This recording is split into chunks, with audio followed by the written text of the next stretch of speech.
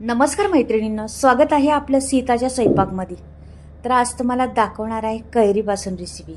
कैरीपासून तुम्हाला सार बनवणार आहे. अगदी अप्रतिम सार, वाटीने प्यावं इतका छान होणार आहे. ह्या कैरीचा सार तुम्ही नक्कीच करून पहा एकदा. अशा पद्धतीने बनवणार आहे ना, खूप सोपी पद्धत आणि सहज होणारा, लगेच होती. वेळ लागत नाही, काही नाही, कमी सामग्री लागते, जास्त काही लागत नाही. आता मी कैरी घेतलेली आहे, एक कैरी घेतलेली आहे तोतापुरी. तोतापुरी नाव आहे कैरीचं. कैरी घेतली, स्वच्छ धुवून घ्यायची कैरी पहिली. अशी पाणी घ्यायचं, पाण्याने स्वच्छ त्याचा मळ असतोच त्याला, बघा किती घाण पाणी निघाले, असं पाणी निघतं त्याचं. आणि ही कैरी आता मी बाहेरची साल काढून टाकणार आहे. ही संपूर्ण बाहेरची साल मी काढते, का की बाहेरची साल घातल्यामुळं काय होतं, तुरट होतं, त्याची तुरट चव लागते. म्हणून ती बाहेरची साल काढून टाकायची आणि आपल्याला आतलाच गर घ्यायचा कैरीचा. अशा पद्धतीने कैरीचा गर घ्यायचा.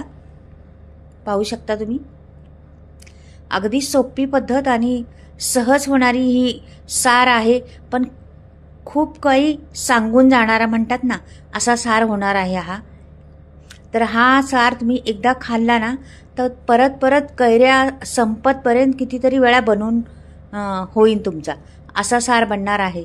तर मला भरपूर आवडतं. आमचा आता कैऱ्या आल्यापासून 3-4-5 वेळा तरी बनवून झालेला आहे. तर म्हटलं चला तुमच्याबरोबर शेअर करावा ही रेसिपी. एवढी आवडती घरामध्ये सर्वांनाच. अगदी मोठं पातेलं भरून करायला लागते त्यासाठी. आणि मग कोणी कोणी वाटी वाटी पितं, कोणी भातावर, कोणी म्हणजे भाकरीबरोबर असं कुस्करून खातात. म्हणजे एवढा छान लागतो ना तो सार. तर एवढा अप्रतिम टेस्ट. आणि खरंच आपल्या शरीरासाठी हे काहीतरी अशा वस्तू खाल्ल्याना तर फायदाच आहे. सीझनच्या वस्तू खाल्ल्याने खूप फायदा आहे. तर मी आता हे सार हे सर्व कापलेलं आहे. अशीच कापायची, जास्त पण नाही काढून टाकायची त्याचं, ते वरचं काढायची. ही कशी कैरी आहे, एकदम खोबऱ्यासारखी पहा. आणि कैरी घेताना जास्त आंबट नाही घ्यायची आणि जास्त म्हणजे जास्त आंबट घ्यायचीच नाही आहे. अशी जरा कमी आंबटवालीच असेल ती घ्यायची कैरी. अगदी ही कमी आंबटवाली असती तोतापुरी आंब्याची, ती घेतली तर फार छान होतं, त्याचा चव पण छान लागते. आपण बघा तोतापुरी आंबा कापला तरी असा सुद्धा खाऊ शकतो, म्हणजे आपल्याला एवढं आंबट लागत नाही ते. म्हणून तोतापुरी आंब्याचंच घ्यायचं, जास्त चीकवाल्या आंब्याचे वगैरे घ्यायचं नाही. तर असा ह्याचा सार बनवायचा, खूप छान लागतो. तसा तुम्ही दुसऱ्या हापूस आंब्याचा याचा केला तरी चालेल, पण तोतापुरीचा छानच होतो. तर तुमच्याकडे असं त्या पद्धतीने करू शकता. असं नाही काय का तीच कैरी हवी तीच असं काही नाही. थोडंफार फरक होतोच, पण होतोच, छान होतो सार. तर मी कैरीचे तुकडे करून घेणार आहेत असे. हे पहा, या पद्धतीने छोटे छोटे तुकडे करून घ्यायचं. आपल्याला हे वाटायचं आहे मग मिक्सरमध्ये. जास्त मोठे तुकडे असले तर लवकर वाटले जाणार नाही. आता इथे भांडे घेतलेले आहे मी आणि हे सर्व टाकून देते ह्याच्यात भांड्यात. आता ह्याच्यात काय काय जिन्नस लागते पहा तुम्ही. तर इथे मी कोथिंबीर घेतलेली आहे, चांगली मूठभर कोथिंबीर. देठाची बाजू घेतलेली आहे आणि ही टाकलेली आहे. आणि हे बघा, आणि इथे मी ना खोबरं घेतलेलं आहे, सुकं खोबरं आहे, किसून घेतलेलं आहे. 4-5 मिरच्या घेतलेल्या आहेत हिरव्या, आणि 1 इंच आल्याचा, हे बघ. आणि डाळा घेतलेल्या आहे, 1 चमचावरून डाळा घेतलेल्या आहे, जिरं घेतलेलं आहे. मैत्रिणींनी ह्या सारासाठी तुम्ही लसूण घालू शकता. लसणाने पण छान चव येते लसूण घातल्यामुळं. तर मी हे आता वाटून घेतलेलं आहे. हे बघा, अशा पद्धतीने वाटायचं. मी घातलेलं आहे लसूण, पण थोडासा स्किप झालेला आहे तो, नाहीतर लसूण घालायचं त्याच्यात, मात्र छान टेस्ट येते लसणाने. तर हे बाजूला ठेवते. इथे मी लगेच भांडं ठेवते फोडणीसाठी. भांडं जरा तापून द्यायचं चांगलं, नंतर तेल टाकायचं. तर आधीच तेल टाकलं मग भांड्याला तापायला वेळ लागतो. मग तेल तापल्यानंतर लगेच आपल्याला 1 पळीभर तेल घालते. छोटीशी पळी आहे, मोठी नाही, काय 2-3 चमचे असं असेल जास्तीत जास्त स्पून ह्याचं पोहे खायचे. तर मोहरी टाकली 1 चमचा भरून. मोहरी फुलत यायला लागली का नंतर जिरं टाकायचं. थोडी बहुत फुलली, आता फुलत आलेली आहे. आता मी जिरं घालणार आहे बा. लगेच जिरं टाकायचं नाही, का की लवकर मोहरी फुलती आणि जिरं नंतर लवकर जिरं फुलतं आणि मोहरी उशिरा फुलते, म्हणून आधी मोहरी टाकून तिला थोडीशी वाजून द्यायची, नंतर जिरं टाकायचं. तर जिरं पण फुललेलं आहे. कढीपत्ता टाकते मी छान, आणि मी हे टाकते, कोथिंबीर बी टाकून द्यायची आपल्याला त्याच्यात. हे बघा छान कोथिंबीर टाकलेली आहे, आणि थोडंसं खोबरं होतं सुक्कं, ते पण फोडणीला टाकलेलं आहे मी. हे बघा छान अशी फोडणी ह्याला छान बसली पाहिजे, तर मग छान टेस्ट येते आपल्या रेसिपीला. मेन गोष्ट, सगळ्यात गोष्ट मेन फोडणी आहे. हिंग टाकायचा अर्धा चमच्यापासून थोडासा कमी. हिंग टाकायचाच ह्या रेसिपीला. धण्याची पावडर टाकलेली आहे मी, धणे नाही वाटले ना, म्हणून धण्याची पावडर आणि अर्धा चमचा हळद टाकलेली आहे. हे एवढं टाकलेलं आहे, पुरेसं झालेलं आहे सर्व काय आपल्याला ह्या फोडणीसाठी. छान खमंग फोडणी बसली पाहिजे त्याला. हे बघा मस्त बसलेली आहे ती फोडणी, छान अगदी सुगंध सुटला त्या फोडणीचा, हिंगाचा वगैरे. आणि आपण ते वाटण केलेलं आहे ना, ते द्यायचं सोडून त्याच्यात. हे बघा असं. मैत्रिणीनं ही कढी, म्हणजे कढी नाही, सार म्हणा याला. सार ना पातळ लागतो, घट्ट करत नाहीत. तरी आपण थोडंसं मी डाळा घातलेल्या आहेत 1 चमचाभर, का की त्याला थोडासा मिळून येण्यासाठी, म्हणून डाळा टाकलेल्या आहेत. तर तुमच्याकडे डाळा जर नसल्या त्या भाजलेल्या, थोडीशी डाळ वाटली ना त्याच्यात 1 चमचाभर वाटणामध्ये तरी चालेल. आणि नाहीच तुमच्याजवळ काही नसलं ना, थोडंसं अर्धा चमचा पीठ टाकायचं, चण्याचं पीठ, बेसन पीठ असतं ना ते. त्याच्यामुळं आपल्या साराला फुटत नाही, सार अशा शितळे होत नाहीत.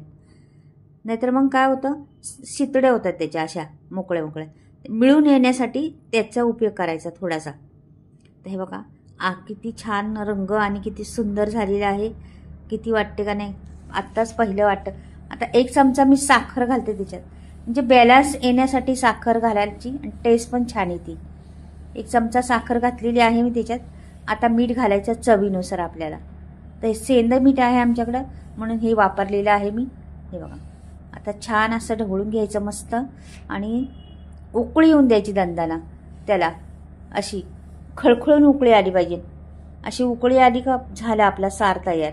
किती सुंदर रंग दिसते पहा, एकदम भारी वाटते का नाही पाहताच अगदी. आणि ही आहे ना, तुम्ही असं वाटी वाटी पिऊ शकता. म्हणजे असं जेवायला बसलो ना, तर अशी वाटी भरून भरून द्यायची आणि प्यायला पण द्यायची. एवढी टेस्टी लागती, खूप जेवणाची तुमच्या रन्नतच वाढती. हा जर सार असला जेवणात तर फार अप्रतिम लागतो. भातावर झालं, भाकरीबरोबर, म्हणजे कशाबरोबर खाव, एवढा फार छान लागतो ना हा. तर नक्की करून पहा एकदा, आणि नाव काढसाल माझं जर हा सार जर बनवला तुम्ही, एवढा छान लागतो. नक्कीच तुम्ही एकदा करून पहा, घरातल्यांना सर्वांना खायला द्या हा सार. एवढा अप्रतिम टेस्ट होती या साराची ना. तर कधी केला नसेल तर या पद्धतीने करून पहा. मात्र तुम्ही घालत असाल वेगवेगळी पद्धत, पण या पद्धतीने बनवून पहा, फार अप्रतिम टेस्ट होती साराची त्या. फार छान लागतो हा सार. तर नक्कीच बनवून पहा एकदा ही पद्धत.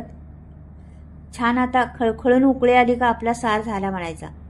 अगदी सुगंध सुटलाय घरामध्ये माझ्या, दरवळतोय ह्या साराचा. आणि ह्याला छान उकळी आलेली आहे. आता वर खाली करते जरासा, बघा किती छान दिसते पण, आणि रंगही सुंदर आलेला आहे त्याला. सर्व काही परफेक्ट झालेलं आहे त्याच्यात. जे घातलेले आहे जिन्नस ना, ते सर्व परफेक्ट घातलेले आहेत. त्याच्यामुळं साराला चव फारच आहे. आता थोडासा मी वाटीत घेतला होता आणि पिऊन पण पाहिला होता, त्याच्यामुळे सांगते साराला एवढा चव आहे ना या. आता मी दुसऱ्या भांड्यात ओतून काढते.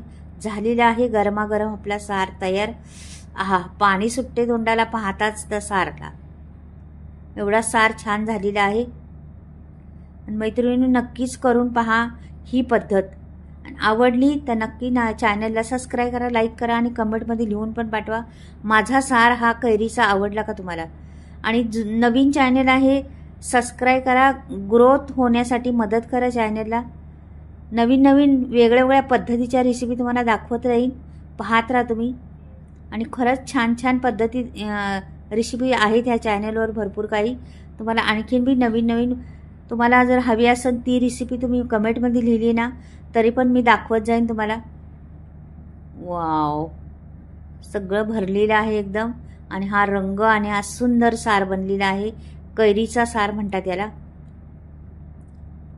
पहा किती रंग, किती सुंदर दिसतंय तो, अगदी मस्त वाटतंय.